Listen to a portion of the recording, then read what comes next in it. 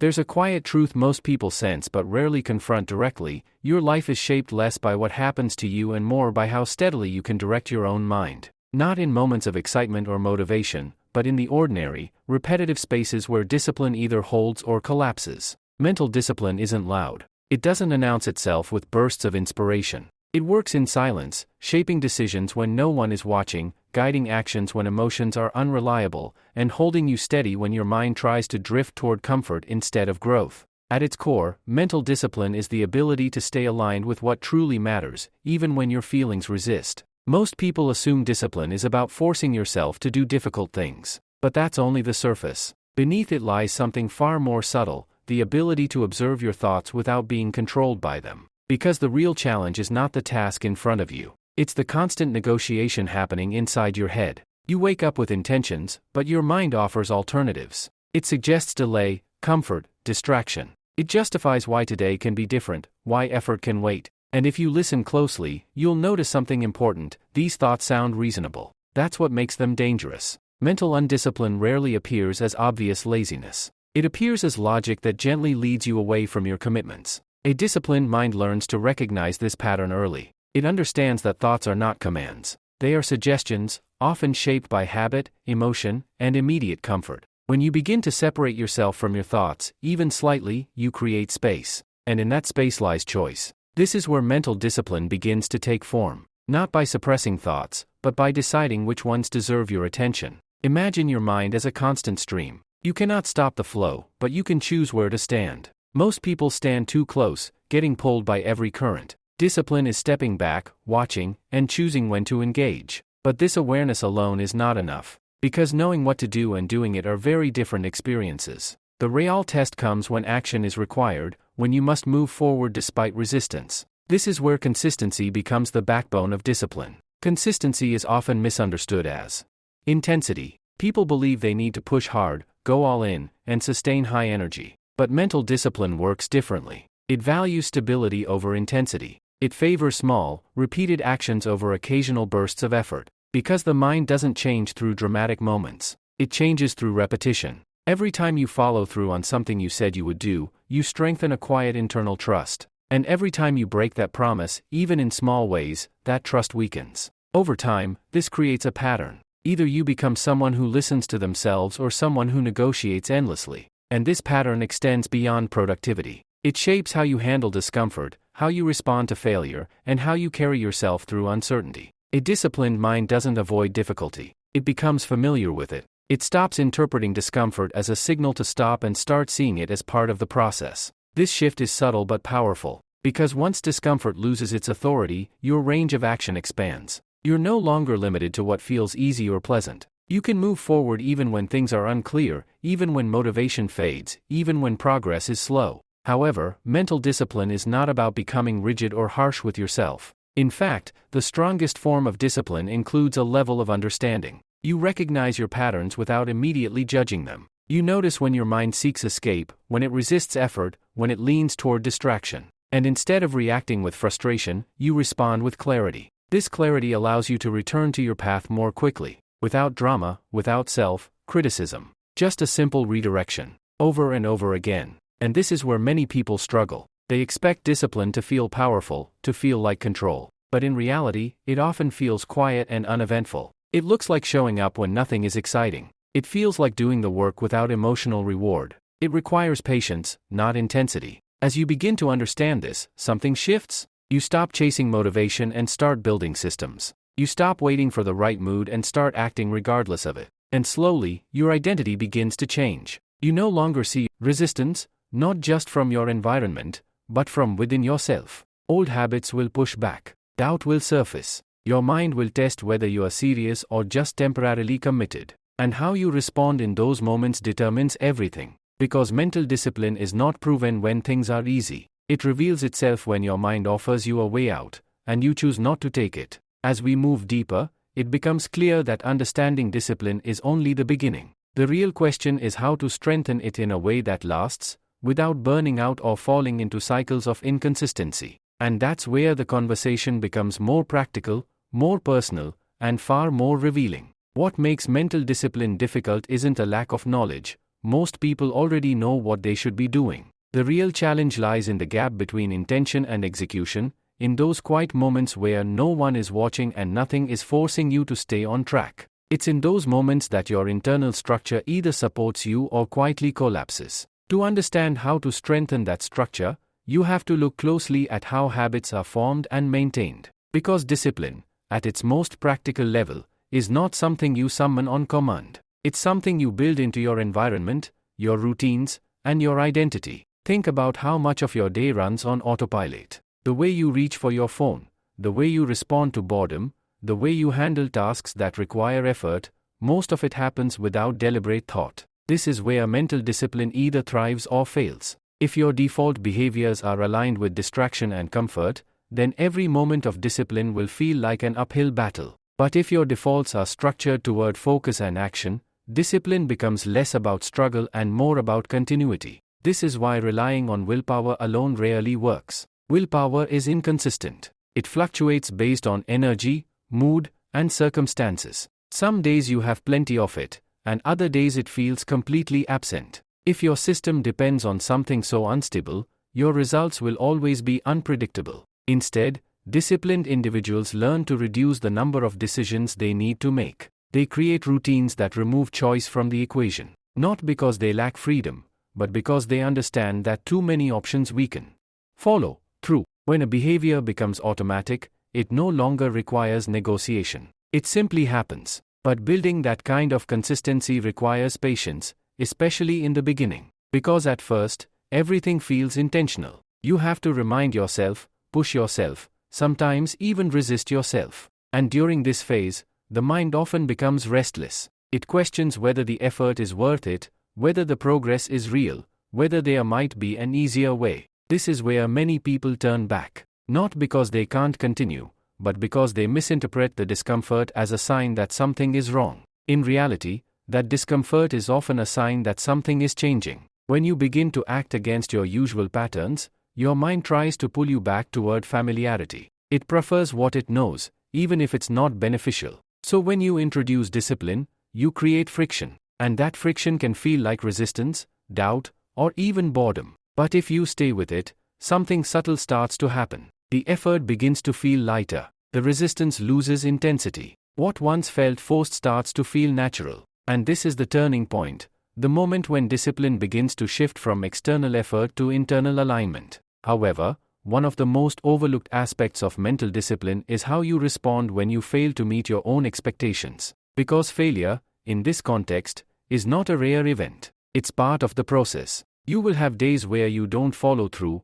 where distractions win, where your focus slips. What matters is not the slip itself, but the meaning you attach to it. If every mistake becomes a reason to criticize yourself, discipline becomes associated with pressure and negativity. And over time, that creates avoidance. You begin to associate effort with discomfort not just physically, but emotionally. On the other hand, if you treat mistakes as feedback rather than failure, you maintain momentum. You look at what happened, adjust slightly, and continue. There's no need for harsh judgment, just awareness and correction. This approach keeps your system stable. It allows you to stay consistent even when things aren't perfect. And consistency, more than anything else, is what builds real discipline. Energy follows. If your attention is scattered across notifications, short bursts of entertainment, and endless scrolling, your mind becomes fragmented. It loses its ability to stay with a single task for extended periods. And when that happens,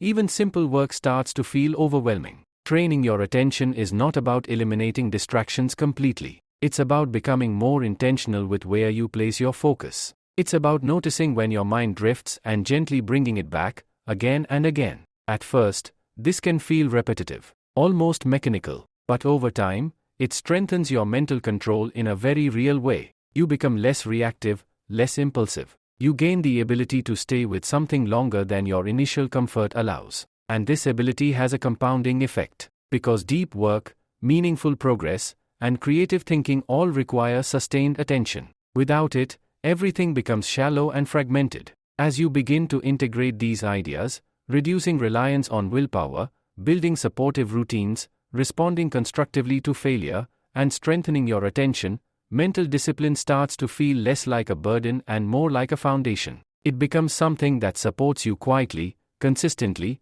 without demanding constant effort. But there's still another layer to explore. Because even with strong habits and focused attention, there are moments when the mind resists in deeper ways, not just through distraction, but through emotion. Stress, fear, doubt, and uncertainty can all disrupt your discipline in ways that routines alone cannot fully address. Understanding how to navigate those internal states is where discipline becomes more than just behavior. It becomes resilience. And that's where the next part of this journey begins to unfold. There comes a point where discipline is no longer just about managing your actions, it becomes about managing your internal world. Because even with solid routines and clear intentions, your emotions can quietly disrupt everything. Not in obvious ways, but through subtle shifts in your thinking. A little doubt here, a little stress there, and suddenly the things you were doing consistently begin to feel heavier, less certain, easier to postpone. Emotions have a way of influencing perception. When you feel overwhelmed, tasks appear larger than they are. When you feel anxious, decisions seem riskier. When you feel discouraged, effort starts to look pointless. None of these interpretations are necessarily true, but in the moment, they feel convincing. This is where mental discipline deepens. It's no longer just about doing what needs to be done. It's about recognizing when your emotional state is distorting your perspective. Because if you don't see that clearly, you'll start making decisions based on temporary feelings, and those decisions will slowly pull you away from your path. The goal is not to eliminate emotions or suppress them. That approach often backfires, creating more tension rather than clarity. Instead, the aim is to develop a kind of awareness that allows emotions to exist without giving them full control over your actions. Think of it like this: an emotion can sit in the passenger seat, but it doesn't get to drive. When you feel resistance, instead of immediately reacting, you pause just long enough to observe what's happening inside.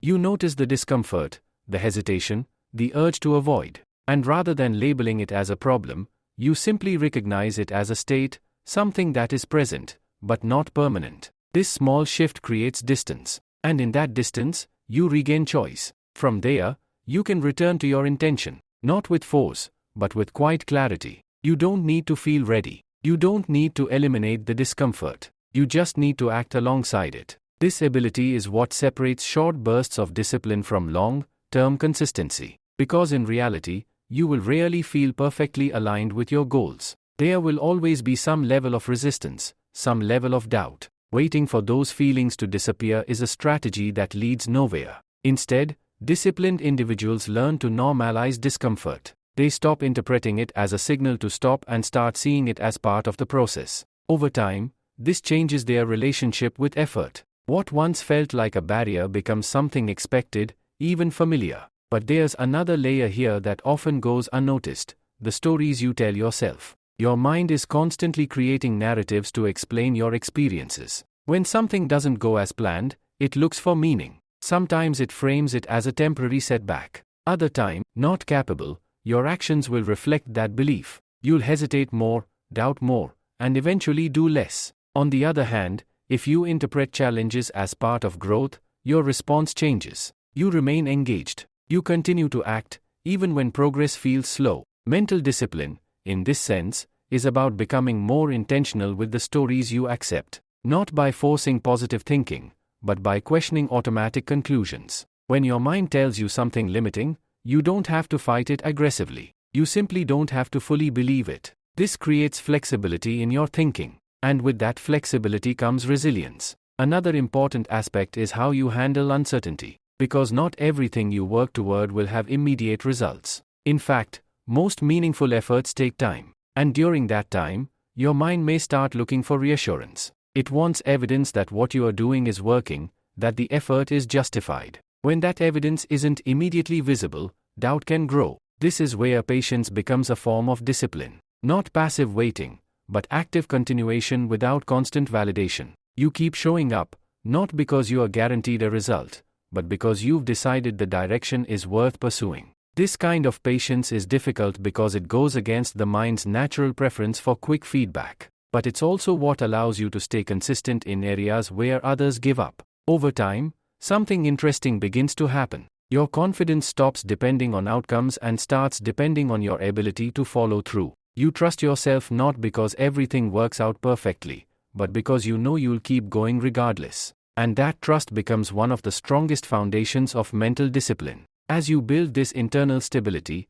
learning to act through emotions, questioning limiting narratives, and staying consistent through uncertainty, discipline becomes less about control and more about alignment. Your actions, thoughts, and intentions begin to move in the same direction. But even with this alignment, there are still moments where the external world tests you in unexpected ways. Situations that disrupt your routine, challenge your focus, or pull you into old patterns without warning. Handling those moments requires a slightly different kind of awareness, one that extends beyond your internal state and into how you interact with the world around you. And that's where the next layer of this journey begins to reveal itself. At some point, you begin to notice that your environment plays a far greater role in your discipline than you initially realized. It's easy to believe that everything depends on your internal strength, your mindset, your will. But the truth is, your surroundings quietly shape your behavior in ways that often go unnoticed. The spaces you spend time in, the people you interact with, the systems you rely on, all of these either support your discipline or slowly erode it. Think about how different you feel in different environments. In some places, focus comes naturally. In others, distraction feels almost inevitable. This isn't random. Your brain is constantly responding to cues around you, associating certain environments with certain behaviors. If a space is linked to relaxation, your mind resists effort there. If it's linked to focus, your attention settles more easily. Mental discipline becomes more sustainable when you start designing your environment intentionally, not in a dramatic or complicated way, but through small adjustments that reduce friction and guide your behavior. When distractions are less accessible, you rely less on willpower. When your tools and tasks are easy to reach, starting becomes simpler. This doesn't mean you need perfect conditions. In fact, waiting for perfect conditions is another subtle trap. The goal is not to eliminate every obstacle, but to create an environment that makes the discipline choice slightly easier than the alternative. This idea extends beyond physical spaces into your digital environment as well. The constant presence of notifications, endless streams of content, and quick forms of entertainment creates a background level of distraction that weakens your attention over time. You might not notice it immediately, but it fragments your focus, making it harder to engage deeply with anything that requires sustained effort. Taking control of this space is a form of discipline in itself. It's about deciding what deserves your attention and what doesn't. Not everything needs to be consumed, responded to, or engaged with. And the more selective you become, the more mental clarity you preserve. But value consistency, effort, and growth, those qualities begin to feel natural. If you are surrounded by constant distraction or negativity, maintaining discipline becomes more difficult. This doesn't mean you need to distance yourself from everyone who doesn't share your mindset. But it does mean being aware of how different interactions affect your thinking. Some conversations energize you, others drain your focus. Some environments encourage you to stay aligned, others pull you away without you realizing it. Mental discipline includes the awareness to notice these patterns and make small adjustments where necessary. Sometimes that means spending more time in spaces that support your goals. Other times it means setting quiet boundaries that protect your attention and energy. Another challenge that often arises at this stage is dealing with unpredictability. Life doesn't always follow your plans. Unexpected events, changes in schedule, or sudden responsibilities can disrupt even the most carefully built routines. And when that happens, it's easy to feel like your discipline is slipping. But true discipline is not rigid. It doesn't depend on perfect structure. It adapts. Instead of seeing disruptions as failures, you begin to see them as part of the process. You adjust your approach without abandoning it entirely. If your routine breaks, you don't wait for the next perfect moment to restart. You continue in a smaller, more flexible way. This ability to adjust without losing direction is what keeps discipline stable over time. Because without flexibility, discipline becomes fragile. It works only under ideal conditions, and collapses when those conditions change. There's also an important shift that begins to happen in how you measure progress. Early on, progress often feels tied to visible results: what you achieve, what you complete, what changes externally. But as your discipline deepens, your focus starts to shift inward. You begin to value the process itself. The act of showing up, staying focused, following through, these become meaningful regardless of immediate outcomes. This doesn't mean results stop mattering, but they no longer control your sense of progress. And this shift reduces pressure. You are no longer constantly evaluating whether your efforts are working in the short term. Instead, you trust that consistent action will lead somewhere valuable over time. That trust makes it easier to stay steady, especially during periods where results are slow or unclear. However, there's a subtle challenge hidden here. As discipline becomes more integrated into your life, there's a risk of becoming overly mechanical. You follow routines, you manage your environment, you stay consistent, but you lose a sense of presence. Everything becomes structured, but not necessarily meaningful. This is where awareness needs to deepen once again. Discipline is not just about control and consistency. It's also about staying connected to why you're doing what you're doing. Without that connection, discipline can start to feel empty, like you're moving forward, but without direction. Maintaining that sense of purpose doesn't require constant reflection, but it does require occasional attention. A moment to step back, to check whether your actions still align with what matters to you. Because discipline, at its best, is not just about staying on track, it's about staying aligned. And as you continue to build this alignment between your environment, your actions, and your intentions, you start to experience a different kind of stability. One that doesn't depend on motivation, mood, or external conditions.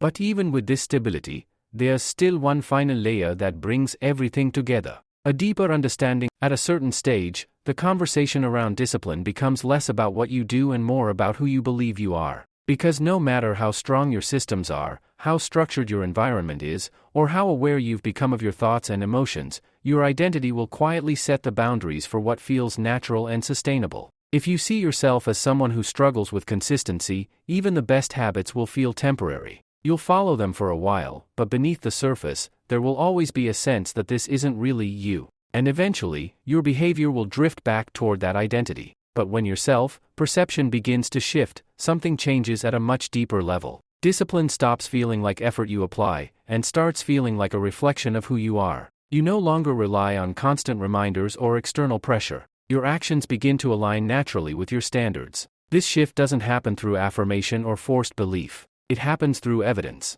Every time you follow through, especially when it's difficult, you send a signal to yourself. You reinforce a new narrative, not through words, but through action. And over time, those small signals accumulate. They form a quiet but stable sense of identity. You begin to trust yourself in a different way. Not because you're perfect, but because you've proven, repeatedly, that you can act even when it's uncomfortable. This kind of self-trust is powerful. It reduces internal conflict. Decisions become clearer because you're no longer constantly negotiating with yourself. You already know what you do and don't do. That clarity removes a surprising amount of mental friction. But there's an important detail here that often gets overlooked. A strong identity is not rigid. It doesn't trap you into a fixed way of being. Instead, it provides a stable foundation from which you can grow. For example, seeing yourself as someone who is disciplined doesn't mean you never rest or adjust. It means you approach those choices intentionally, not impulsively. Rest becomes part of your system, not an escape from it. This balance is essential, because without it, discipline can quietly turn into pressure. And pressure, over time, leads to burnout. A well-developed sense of discipline includes the ability to recover, to step back when needed without losing direction, to pause without falling apart. This is where many people get caught in cycles. They push hard, maintain discipline for a period of time, then reach a point where the effort feels unsustainable. They lose momentum, feel frustrated, and then start over again. The pattern repeats, not because they lack discipline, but because they haven't built it in a way that can last. Sustainable discipline is not built on extremes. It's built on rhythm. There are periods of effort and periods of recovery, times of focus and moments of reflection. And when these are balanced correctly, you don't feel like you're constantly pushing yourself. You feel like you're moving with a steady pace that you can maintain. Another subtle but important aspect of identity is how you handle success. At first, success feels like validation, proof that your effort is working. But over time, it can introduce a different kind of challenge: complacency. When things start going well, there's a tendency to relax your standards slightly, to take shortcuts, to skip steps, to assume that what you've built will sustain itself without the same level of attention. And slowly, almost invisibly, your discipline begins to weaken. This is why a grounded identity matters. When your actions are tied to who you are rather than just what you want to achieve, you're less likely to drift when things improve. You continue not because you have to, but because it's consistent with how you operate. At the same time, this identity protects you during setbacks. When things don't go as planned, you don't immediately question yourself. You don't assume that one failure defines you. Instead, you return to your baseline, the habits, the thinking patterns, the standards you've built over time. This creates stability, both in progress and in difficulty. But there's one more layer to this idea that brings everything together, and that is the relationship between discipline and meaning. Because if discipline exists without meaning, it eventually becomes hollow. You can stay consistent, you can follow routines, you can maintain control, but without a deeper reason, it starts to feel mechanical. On the other hand, when your discipline is connected to something that genuinely matters to you, it gains depth. It becomes less about forcing yourself to act and more about personally. And when that connection is clear, discipline becomes easier to sustain. Not because it requires less effort, but because the effort feels worthwhile. You are no longer just managing your behavior. You are building something that reflects who you are and what you value. As this understanding settles in, you begin to see discipline differently, not as a constraint, but as a form of freedom. The ability to direct your life with intention, rather than being pulled in different directions by impulse, emotion, or circumstance. And with that perspective, everything starts to come together. Your thoughts, your actions, your environment, your identity, all moving in alignment. But there's still a final piece to explore, one that ties all of this into a way of living that feels not only disciplined, but deeply grounded and sustainable over the long term. What begins to emerge at this stage is a quieter, more grounded form of discipline, one that no longer feels like something you are constantly trying to maintain, but something that naturally supports the way you live. It's less visible, less forceful, and yet far more stable. You are no longer relying on bursts of motivation or rigid structures to keep yourself on track. Instead, there's a steady sense of direction that carries through your days, even when things are uncertain or imperfect. This is where discipline starts to blend with awareness in a deeper way. You become more attentive, not just to what you are doing, but to how you are doing it. The quality of your attention improves. You notice when you are rushing unnecessarily, when you are distracted without reason, when your actions are slightly out of alignment with your intentions. And rather than reacting harshly, you make small adjustments in real time. These adjustments may seem insignificant on the surface, but over time they create a powerful effect. Because instead of drifting for long periods and then trying to correct yourself, you stay closer to your intended path throughout the day.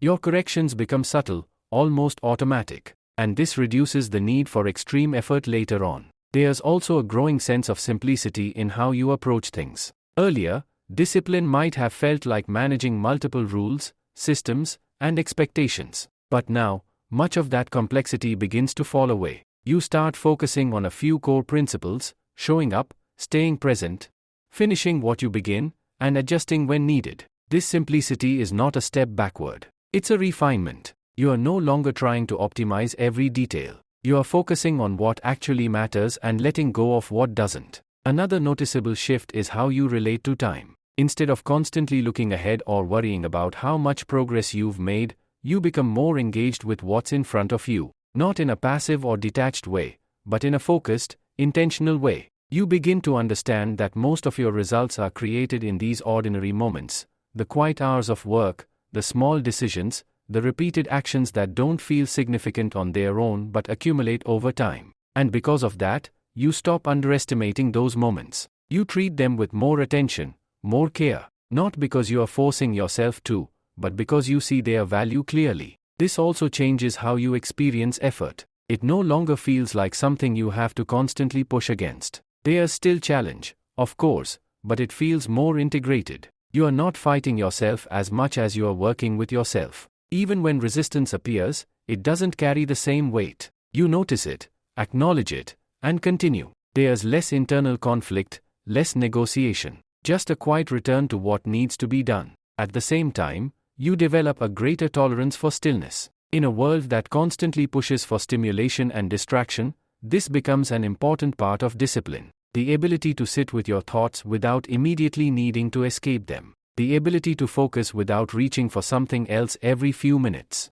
This stillness strengthens your mind in a way that's difficult to see immediately but becomes very clear over time. Your thinking becomes less reactive, more deliberate. You respond rather than impulsively act. And this creates a sense of control that doesn't feel forced. There's also a growing awareness of limits. Not as restrictions, but as signals. You start to recognize when your energy is low, when your focus is fading, when you need rest. And instead of ignoring these signals or pushing through them blindly, you respond intelligently. You rest when it's necessary, but without losing your overall direction. Progress is no longer tied to constant feedback or recognition. You know when you've done the work. You feel it internally. This independence is subtle but powerful. It allows you to continue even when no one is watching, even when results are not immediately visible, even when there's no external reward. At this point, discipline is no longer something you think about constantly. It becomes part of your default way of operating. You don't need to remind yourself to stay on track as often.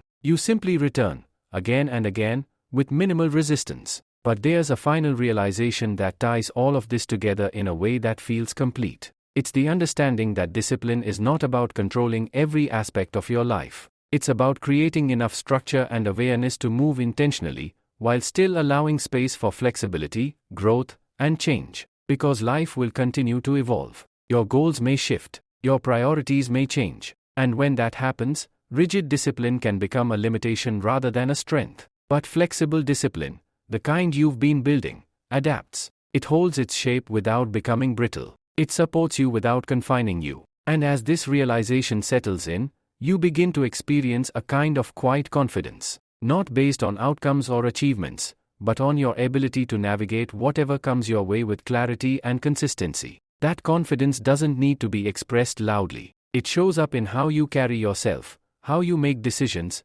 how you handle both progress and setbacks. And with that, the full picture of mental discipline comes into view, not as a rigid practice, but as a way of living that is steady, aware, and deeply intentional. There's just one final piece left to bring everything together, a closing perspective that transforms discipline from something you practice into something that quietly defines the way you experience your entire life. In the end, mental discipline reveals itself not as a skill you switch on when needed, but as a way of moving through life with clarity and quiet control. It stops being something separate from you, something you practice in isolated moments, and becomes woven into how you think, how you act, and how you respond to the world around you. What once felt effortful now feels natural, not because things have become easier, but because you've changed your relationship with difficulty. You no longer see challenges as interruptions or obstacles that shouldn't exist. You see them as part of the structure of any meaningful path.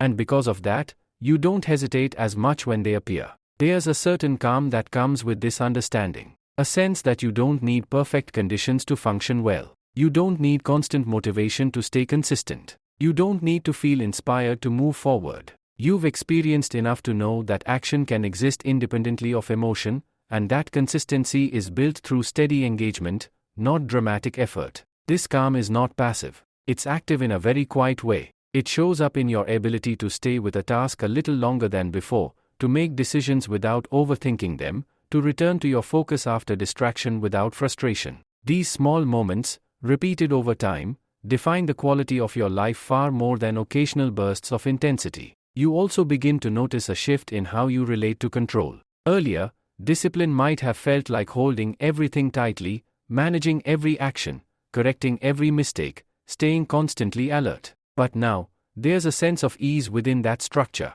You are not gripping as hard, yet you are more stable than ever. This is because control is no longer forced. It comes from alignment. Your actions, thoughts, and priorities are no longer pulling in different directions. There's less internal conflict, which means less energy is wasted on indecision or hesitation. And when conflict does arise, because it always will, in some form, you are better equipped to handle it. You don't get pulled as easily into cycles of doubt or avoidance. You recognize the patterns more quickly, and you return to your baseline without turning it into something bigger than it needs to be. There's also a deeper sense of responsibility that develops, but it doesn't feel heavy. It feels clear. You understand that your direction is shaped by what you consistently do, not by what you intend or plan. And that understanding brings a kind of honesty into your daily life. You stop negotiating with yourself in ways that lead nowhere. You become more straightforward in your decisions. If something matters, you give it your attention. If it doesn't, Change often happens slowly, beneath the surface, before it becomes visible. This patience allows you to stay engaged for longer periods without frustration. You're not constantly checking for progress or questioning whether what you're doing is working. You trust the process because you've seen, through experience, how consistency compounds over time. And perhaps one of the most important changes is how you define success. It becomes less about external outcomes and more about internal consistency. Did you show up? Did you stay aligned with your intentions? Did you act with clarity rather than impulse? These questions become more meaningful than short-term results. And interestingly, when you focus this way, the results tend to follow more naturally. There's also a greater sense of presence in how you live. Because when your mind is not constantly pulled in different directions by distraction or indecision, you're able to engage more fully with whatever you're doing. Work becomes more focused. Rest becomes more restorative. Even simple moments carry more clarity. This presence is not something you force. It emerges as a byproduct of discipline. When your attention is trained, your awareness deepens. And that changes the quality of your experience in ways that are difficult to measure, but easy to feel. Over time, all of this adds up to something that feels steady and reliable. You trust yourself to act, to adjust, to continue. Not perfectly, but consistently enough to keep moving forward. And that's what mental discipline ultimately offers, not perfection, not constant productivity, but a dependable way of navigating life. A way of staying grounded when things are uncertain, focused when things are distracting, and consistent when things are difficult.